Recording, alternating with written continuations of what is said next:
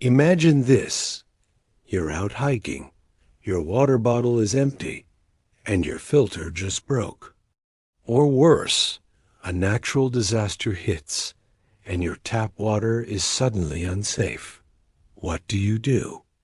Knowing how to purify water without modern gear isn't just a cool survival trick.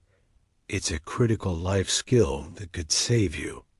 Today, I'm going to show you 3 reliable methods to get safe drinking water using things you can easily find or make. Don't touch that dial, because this information is pure gold. First up, the classic and most effective method, boiling. This is the gold standard for a reason.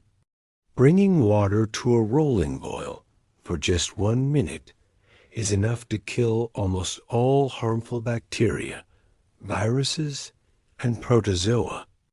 If you're at a high altitude, say above 6,500 feet or 2,000 meters, you want to extend that boiling time to at least 3 minutes because water boils at a lower temperature up there.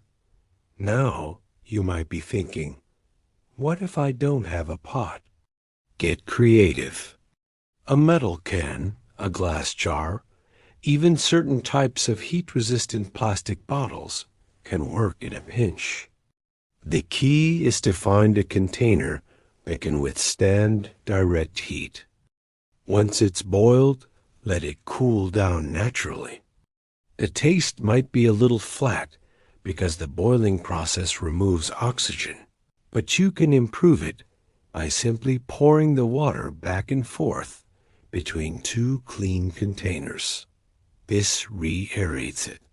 Remember, boiling won't remove chemical pollutants or heavy metals, but it's incredibly effective against biological threats, which are often the most immediate danger in a survival situation.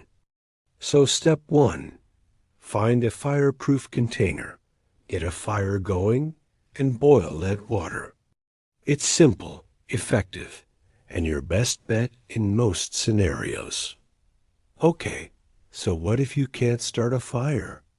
Maybe it's pouring rain, or you're in a situation where a fire would be too dangerous. No problem. Our second method is chemical disinfection.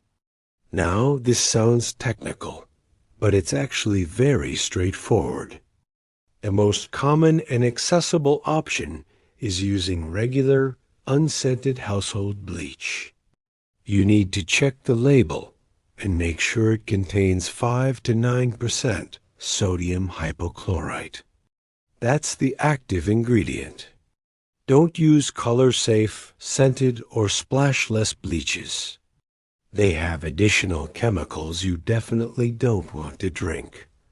The ratio is crucial here. For clear water, you'll add about 2 drops of bleach per liter or quart of water. If the water is cloudy or murky, double that to 4 drops. After adding the bleach, stir it in and let the container sit, tightly capped, for at least 30 minutes. After half an hour, it should have a very faint smell of chlorine. If it doesn't, add 1 more drop and wait another 15 minutes. This faint smell is your sign that the disinfection process has worked. If the chlorine smell is super strong, you can let the container sit open for a couple of hours to allow some of it to dissipate. Another great chemical option to keep in a first aid or emergency kit is iodine tablets or tincture of iodine. Just follow the instructions on the package carefully. Chemical methods are lightweight, fast, and great for situations where fire isn't an option. Now for our third method, and this one is pretty ingenious. Solar Water Disinfection, also known as SODIS. This technique uses the sun's own power to purify water.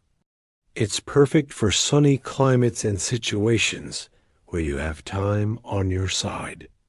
All you need are clear plastic PET bottles. These are the common, thin plastic bottles that soda and water come in. Glass bottles won't work as well because they can block the UV rays needed for the process. First, fill the clear PET bottles about 3/4 full with the clearest water you can find. If the water is murky, you should pre-filter it through a piece of cloth, like a t-shirt or a bandana, to remove the larger particles. Once the bottle is mostly full, cap it and shake it vigorously for about 20 seconds. This dissolves more oxygen into the water, which helps the solar disinfection process. Then, fill the bottle the rest of the way up. Now, lay the bottles on their side horizontally on a reflective surface if you have one, like a piece of aluminum foil or even a light-colored rock. This helps intensify the sun's rays. Leave them in direct, bright sunlight for at least 6 hours. If it's a cloudy or overcast day, you'll need to leave them out for 2 full days to be safe. The combination of the sun's UV irradiation and the heat it generates works to kill off pathogens. The World Health Organization endorses this method as a viable option in developing countries. It's free, it's simple, and it uses the power of nature itself. Just remember, it only works with clear plastic bottles and requires strong, direct sunlight. So let's do a quick recap. We have 3 solid, filter-free methods for water purification. Method 1, boiling. Your most reliable option if you can make a fire. 1 minute of a rolling boil, 3 minutes at high altitude. Method 2, chemical disinfection.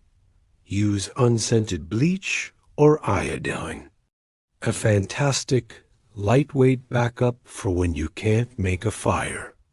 Just be sure to get the ratios right. And Method 3, solar disinfection or SODIS.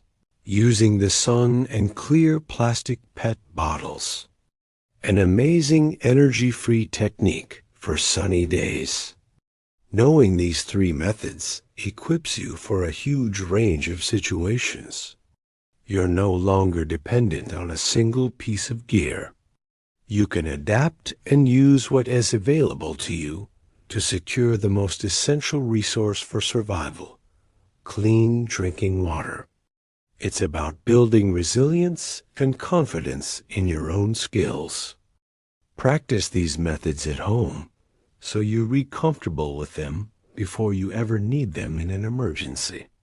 Set up a SODIS bottle in your backyard on a sunny day. Try boiling water over a campfire or an emergency stove. Familiarity is key. I hope you found this information genuinely useful.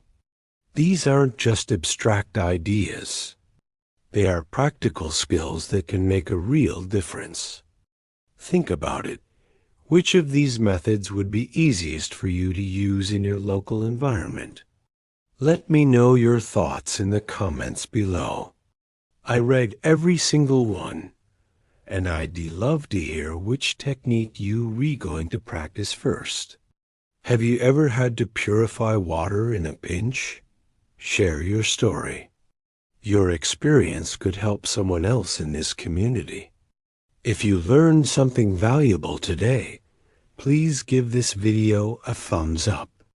It really helps the channel reach more people who could benefit from this knowledge. And of course, if you want more practical survival skills and tips, make sure you hit that subscribe button and turn on notifications so you don't miss our next video. Thanks for watching, stay safe, and stay prepared. See you in the next one.